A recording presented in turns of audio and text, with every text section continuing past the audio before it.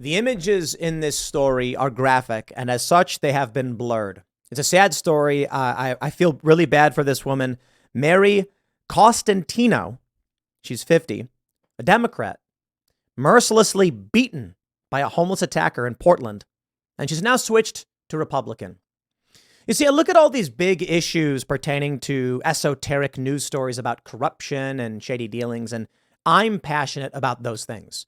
I deeply care about what Hunter and Joe Biden were secretly doing, what's going on with Trump's indictments, but the average American, probably not. What convinces people when they get smashed in the face with an aluminum bottle, an aluminum water bottle, and then question why it is crime is skyrocketing, prices are going up, and Democrats have done nothing about it. Ladies and gentlemen, from the Daily Mail, Portland doctor knocked out by a homeless attacker reveals bloody wounds to her face and blames the city for slow police response, claiming she changed her vote from Democrat to Republican. In Portland, no less. A Portland doctor who was knocked out by a homeless attacker has revealed the wounds to her face. Radiologist Mary Costantino was attacked late Friday night shortly after 10:30 in the Oregon City while walking with a friend. Shocking surveillance footage of the incident shows a man throw a large silver bottle directly at the 50-year-old, rendering her unconscious. Speaking to Fox News Digital, Costantino said she woke up on the ground and was sure she was about to be killed and immediately called 911. Costantino has also now taken a swipe at the city for the poor response time to the situation and said the deterioration of public safety in Portland has now led her to change her voting habits from Democrat to Republican. So this is a blurred image that you can't really see anything, but you get the general idea, showing a black eye and injuries. Here's another photo. I'm sorry, I had to blur it. It's graphic stuff I don't want to show. Speaking to Fox, she said, I thought we were still being sort of attacked in some way. I was like, I'm going to just try to verbalize a report of what's happening so there's some record of how I died. As she became more coherent, she realized she was not dying and that she had been, in fact, struck in the face by an aluminum water bottle. Surveillance footage shows the moment the unprovoked assault happened, with police now seeking help in capturing the suspect. Costantino can be seen walking with her friend on the far right of the shot as other people walked on the sidewalk. Seconds later, a man viciously throws the bottle at Costantino, who immediately is knocked out and falls to the ground. The man then continues toward the pair, with Costantino now on the ground as her friend manages to keep the man at bay. Police have described the man as being a white male in his 20s or 30s and was last seen wearing a dark flannel jacket with a dark hood, black pants, and carrying a backpack. Officers said they had been dispatched at 10:55 p.m., some 20 minutes following the attack. By then, Costantino had given up and gone home. She also told the outlet, I do not hold the police accountable for this at all. I hold our city accountable for defunding the police. Will Portland switch and vote Democrat? I really doubt it. Because even after everything this city has seen, with all due respect, ma'am, it took getting bashed in the face for you to realize just how bad it really was. And I don't blame you for that. If you're not paying attention, this is what happened. So the questions I have, how did this country fall in such a way? How did we get to this point? You know what it is? People have absolved themselves of any and all responsibility in civic matters. And, I don't know, Strauss out generational theory, I guess. It starts with people who risk their lives for this world. The greatest generation. They come back home and they say the things I've seen, the fighting that I did and what I fought for. Now, some people argue the U.S. should not have been involved in World War I. World War I, that was a huge screw up. Which basically leads to World War II. World War II. Should the U.S. have been involved? Well, I think if the U.S. wasn't involved, the world would be in a very, very, very dark place. And there are a lot of anti-war people who say like we should just mind our own business. I don't see it so simply. I don't. I'm very much anti-intervention in a lot of ways, but not absolutely. Nazi Germany was spreading, taking over. They were just seizing control of everything. And the U.S., France, and Britain staged a response. France, mostly under the occupation of Germany, mind you, but the resistance was still there. The Germans made the mistake of invading Russia. That was stupid. And Japan attacked us, all that stuff. You get it. History. These men, they come back. They come back to this country and they say, this is what we fought for. Their kids don't know what it took to fight. The children of their children have but a vague memory and recollections from grandpa. Here's the interesting thing. That's me. My grandfather fought in World War II. Rest in peace. He teaches what he can.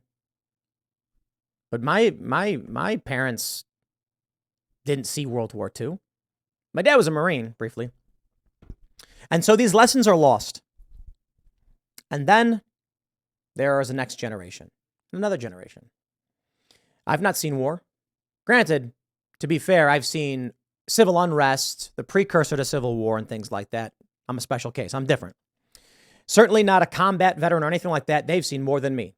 What I mean to say is that most people of this generation have no idea what it takes to preserve freedom and stability. They don't understand the requirement of civic responsibility. And so what happens? This woman, Mary Constantino, brutally assaulted, should never have happened.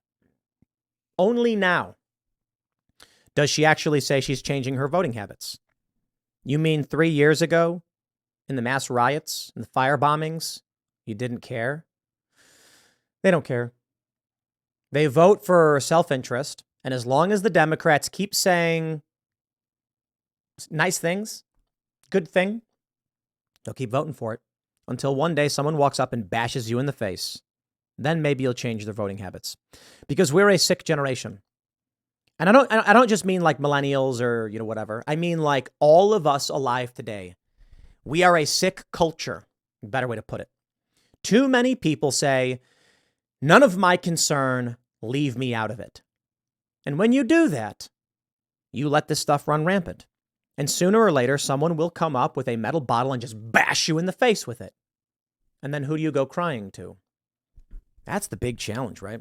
There was this politician, you guys probably remember better than me, I don't remember. It might have been like Lindsey Graham or something, I don't know. Said something like, maybe it was McCain, that sometimes, he wonders if we should let terror happen. Could have been Gingrich. I can't remember who said this, that they should let terrorist attacks happen to remind people of why we need these security measures. And it's a funny statement to be made. Everyone was like, oh, how dare you? When life is good, you forget why we did the things we did. And then life gets not good. I'll give you another example. Feminism. Feminism can only exist in a heavy security state. This woman mercilessly attacked, brutally attacked in the street. If we were to go back a couple hundred years, the woman would be walking with a man. And of course, women should have the right and freedom to walk peacefully down the street without being attacked. That's not I'm not saying they shouldn't. My point is, as we begin to forget the tremendous effort made in securing our society and the social customs that led to security, you end up with massive crime. Women will get attacked. And then what do? Authoritarianism begins to rise as more and more women will vote for security. If you were to remove the U.S. military and just say no man's land and no laws, what do you think would happen? I challenge any leftist or liberal to disagree with me. Barbaric, disgusting men would rape and pillage, destroying things, stealing things, and taking the women they wanted. They absolutely would. There would be men of good standing who would defend their communities and their families, but without a monopoly on violence, you can't have feminism. You can't. An agreement within our system as to how order should be kept, and only one group of people has the right to exert that force, and that's the U.S. government. Anyone else is breaking the law. And then they'll be stopped by the massively powerful, dominant structure of violence. You get rid of that security, then everything goes back to square. I don't know how this will all play out. I really don't see Portland changing their voting patterns and voting Republican. But it is interesting to see this woman say that she's a Portland Democrat now voting Republican because of what happened. But what is a Portland Republican going to be? A moderate leftist? A moderate socialist? Please. I don't see a Republican getting elected in Portland. But maybe. The people will get fed up with the failures of the Democratic Party, realize they're being lied to, and things may change. But I won't hold my breath. I'll leave it there. Next segment's coming up. I think tonight at 8 p.m. over at youtube.com/TimcastIRL. Thanks for hanging out, and I'll see you all then.